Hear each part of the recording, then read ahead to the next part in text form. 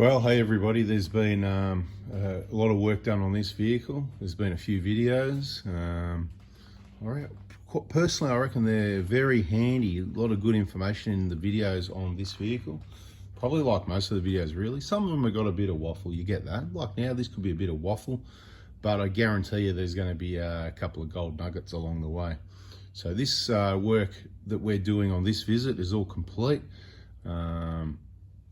And let's start it up, see if it starts and see what it runs like and see what it sounds like, this 310,000 kilometre 2011 14 to 15 year old Hilux. So let's have a listen to it.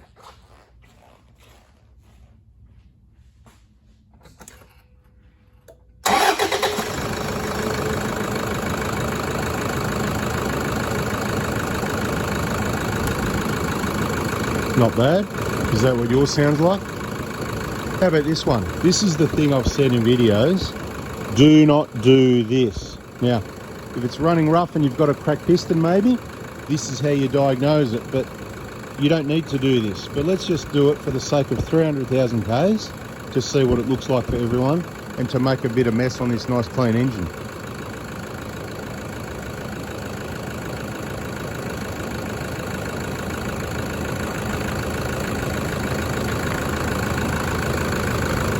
That's all that's going to happen. Same thing that happens to all of them. That's your diesel compression pushing up, and that's why you need to have a clear working crankcase ventilation without any restrictions.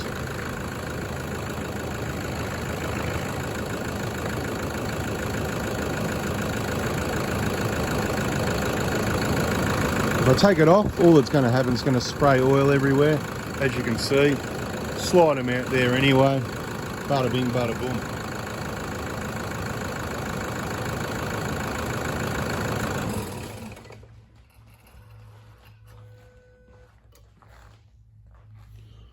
There it is. Beautiful.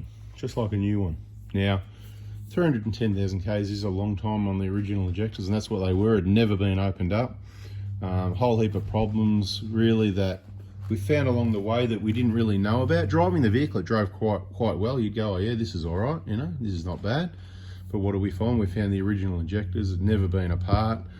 So nobody's ever checked the valve clearances that you're meant to check every 40,000. Testament to how good these engines are. Just another thing, another lack of maintenance, a lack of timing chain, a lack of hydraulic lifters, and just an absolute thing that just doesn't need much maintenance.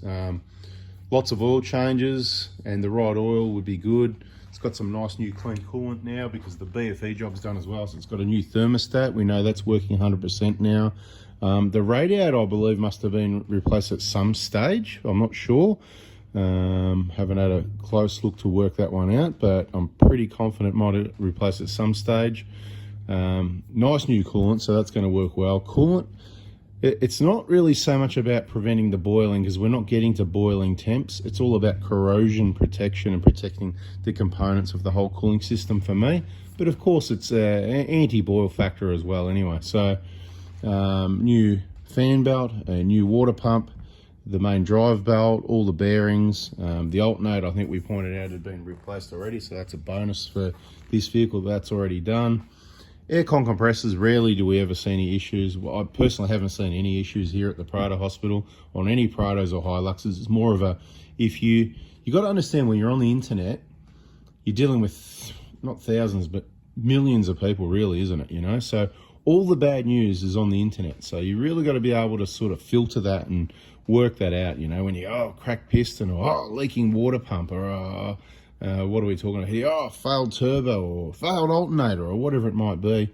You know, I think I've seen 2 aircon compressors I've ever heard of that I don't know what actually happened, if they just got noisy and they're on the way to failing, or if they locked up and seized. But hey, put in the comments, let us know about your aircon compressor on your 1KD, and we'll realise that you're just one of the millions of people, probably 1 million or 2 around the world, that have got a 1KD. Probably more than that, but you know, in Australia, I think I worked out at some point there was about 600,000 1KDs in Australia. I don't know how accurate that is, but that was at the time the best I could work out, and it was probably 10 years ago. So it's quite a large number. So if there's a few people that comment and say, oh yeah, mine did this, mine did that, That doesn't mean it happens to all of them. It means it's happened to those few people. There's probably a few more. If we haven't heard of it here, or, we don't really, none of the workshop partners, because obviously I communicate closely with the workshop partners, so we share info and what we see. Sometimes they see things I haven't seen, Sometimes I've seen quite a lot that they haven't seen, and vice versa. So whatever, it's all good. So this one, full injector replacement job done, new injectors, new fuel pipes, all the related works, all the seals and gaskets.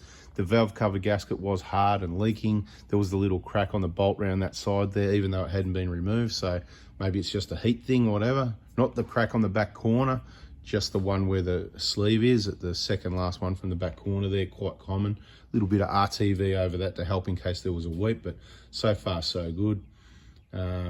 Obviously new map filter, manifolds off, it's all clean, ports clean.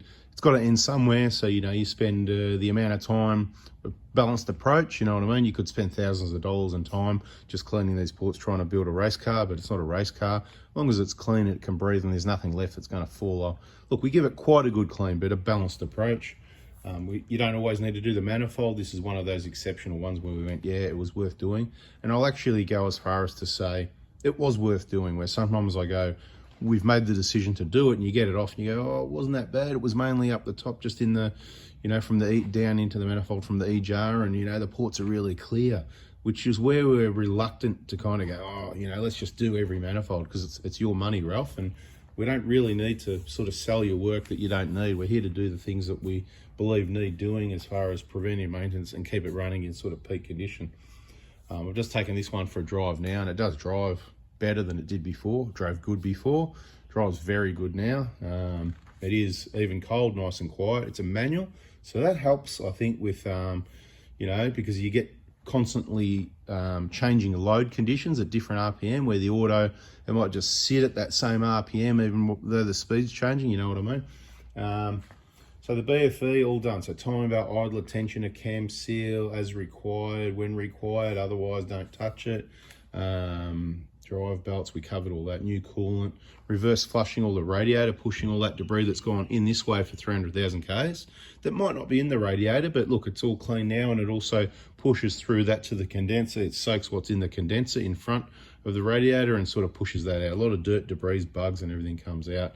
And it makes a big difference to have airflow to the vehicle. This one's got a bull bar, a winch, and some King's driving lights blocking a fair bit of airflow. So it is a slight increased risk factor. You've got less airflow. It's not going to matter in winter. It's not going to matter in Tassie or in Victoria most of the time. But living up the top of Australia, 30 to 40 degrees every day, 30 in winter, 40, 45 in summer. Depends, high speed, constant heat driving.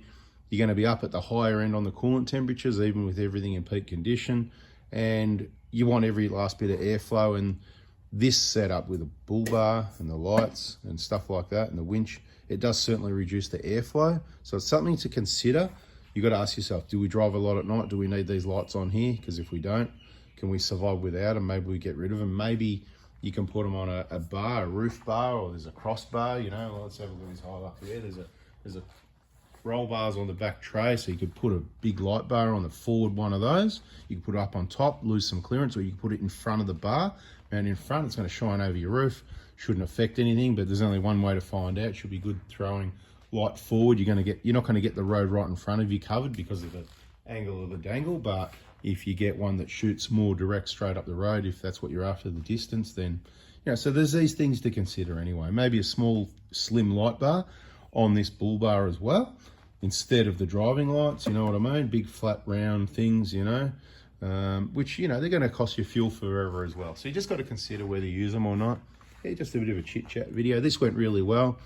We did the oil leak fix on the diff again. Some people, they like to complain and go, oh, fixed it properly. Well, we just saved them a heap of money just doing what I did. You can see the video on that. And the oil went in yesterday, about an hour after the RTV went on. Oil went into it. It sat overnight, no oil. I've driven it today, no oil. And because I did it and I showed you how to do it, nice and clean, quality product, do a good job. If you do things properly, it just works, The stuff works. It's a cheap solution for now. Save someone some money. They got a diff oil change out of it. Bit of cleaning, bit of work to make sure it's done right. So yeah, that's what it was here for. New front wheel bearings as well. That's done because 310k. The old ones will be all dried out and flogged. There's videos and all of this with information that's really going to help you avoid some problems and just get the right parts for the job, and watch the videos and get yourself educated. Every day, all day, every day, I see people taking cars to people for inspections or for services or for repairs and getting done over with wrong information, wrong repairs, wrong quotes, just bad pricing. I don't mind expensive, but I'll tell you what, mate, you better be good. You know what I mean? Because that's what it is. If you want to, here we're value for money. We're not cheap. More on the expensive side, I'd say. But what's the value of getting it done right the first time, and still cheaper than some other places? Absolutely, right? So a lot of things we do here, you could go, I'm not going to name anywhere, those popular places. I don't need to really want to bag them out. It's just sometimes what it is. They can be dearer, and you won't get done what we do here. And of course, you'll be able to go there and go, oh, they do that for that much cheaper. We do different, okay? It's not, we didn't just do an injector job, pull the intercooler off, bend the pipes back, slap some injectors in that we don't know what they are, and that's it. No other components, didn't clean it properly, and charge you 2 or 3 hours labor and it's out the door. No. And we're talking about, at least a day's work on an injector job. Take everything out slowly, check everything, clean, inspect, repair as necessary, replace as necessary, and all the related work. Let's clean it. When you're replacing the injectors, you must replace the fuel pipes. It's in the workshop manual in bold. I'm not saying that. I totally agree with it. I'm not going into the reasons why I've said that. What have I said that 100 times before? And 100 times I've said my reason why. Check out the playlist here on our YouTube channel. Anyway, it's not all about these engines. I think these engines are good. The work's done on this one. So diff's done, wheel bearing's done, all engine related, injector, manifold cleaning, the whole big front engine job, not big front end job. Front end is your suspension front end. Big front engine job, not bacon and fried eggs. All right, check out those playlists. And yeah, I'm really happy with how this one's come up. I think it was a good vehicle and it was worth doing. There's probably a few more things I'd do if it was me. I'd spend some time tidying up the wiring a bit more. It's not too bad, but a bit of wiring tidy up. I'd run through the whole vehicle, all the service work, change all the oils and filters, make sure they're all Mickey Mouse as far as that goes, which is obviously servicing isn't, an injector job isn't a service, just to be clear for everybody. So I'd go through the whole lot. I'd do gearbox oil, I'd do clutch fluid, bleed it all through, brake fluid, bleed it all through, engine oil, diff oils, we were just on the rear diff oil, transfer case, fuel filter, air filters as required, whatever. So filters and oils. I'll even do the power steering flush, you know what I mean? So sounds to me, just ballpark numbers, you got another $1,000 worth of servicing and oils to change, but it's a good DIY thing if people are up for that. But you either are or you aren't, it's up to you. But the important stuff, at least the engine's running in peak performance now. Everybody with a high K engine like this should do this sort of maintenance, and they should also get to know the cracked piston fund, which you're only going to find out info about by watching the videos and searching through some of the older videos. You'll see the information's consistent, other than it's evolved and it changes as we go, but it's very successful, and a wise man's all over it. And if you miss it, well, you know, you got to be in it to win it. Catch it in the next video. Later.